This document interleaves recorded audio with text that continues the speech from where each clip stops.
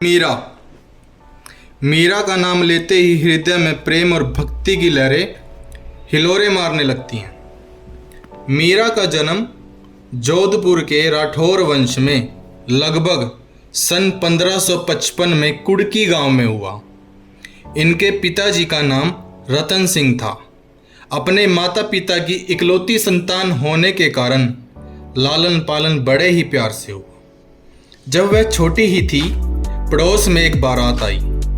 मीरा ने अपनी माँ से पूछा, माँ बताओ मेरा दूल्हा कौन है। माता के मुख से अनजाने में निकल पड़ा, गिरिधर गोपाल। मीरा ने उसी दिन से ठान लिया कि गोपाल जी ही मेरे पति हैं और उसी दिन से गिरिधर गोपाल के रंग में रंग गई। वे मिट्टी की मूर्ति बनाकर उनकी पूजा करने लगी। उन्हीं दिनों मीरा के घर साधु महाराज जी आए, जिसके पास कान्हा जी की एक मूर्ति थी। मांगने पर उन्होंने वह मूर्ति मीरा जी को नहीं दी। कहते हैं उसी रात गिरिधर गोपाल ने साधु को आदेश दिया कि वह मूर्ति मीरा जी को दे दें। अगले दिन साधु जी ने वह मूर्ति मीरा जी को दे दी। मीरा जी का जब विवाह हुआ तब वह उस मूर्ति को अपने साथ ले गई। मीरा जी का विवाह चित्तौड़ के राणा सांगा के ज्येष्ठ पुत्र मतलब सबसे बड़े पुत्र भोजराज के साथ हुआ, लेकिन भोजराज शीघ्र ही स्वर्ग सिधार गए। पति की मृत्यु के बाद मीरा का वैराग्य पहले से और अधिक बढ़ गया। मीरा को भगवान श्री कृष्ण जी का रंग चढ़ चुका था। वह उसके प्रेम में पागल हो जाती थी और साधु संतों के साथ मिलकर गीतों में मगन होकर नाचने लगती थी। इस पर तत्कालीन राणा विक्रमजीत बहुत क्रोधित हुए, लेकिन मीरा अपने मार्ग पर अटल रही। उन्होंने मीरा जी को मारने के लिए विष दिया। मीरा घबराई नहीं। उसने अपने इष्ट देव का ध्यान करते हुए विष का प्याला अपने होठों से लगा लिया और चरणामृत की तरह पी गई।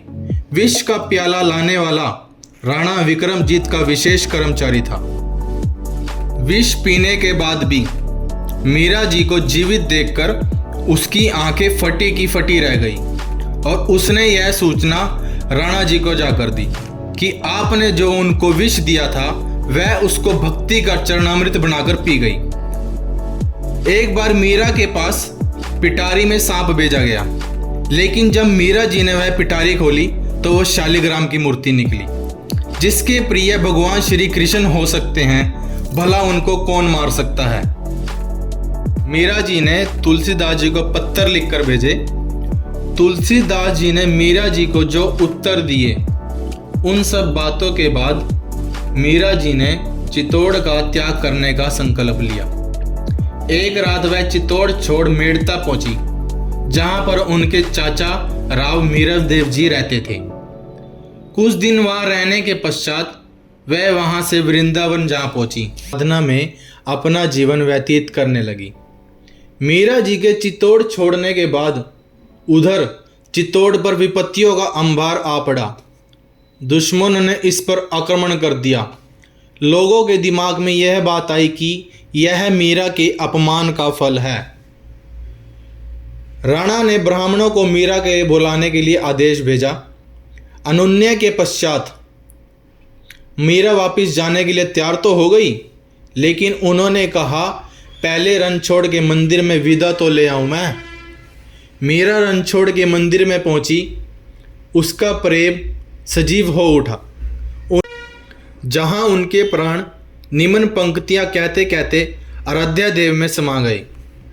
हरि तुम धारो जन की पीर, द्रौपदी की लाज राखी तुम बढ़ाओ चीर।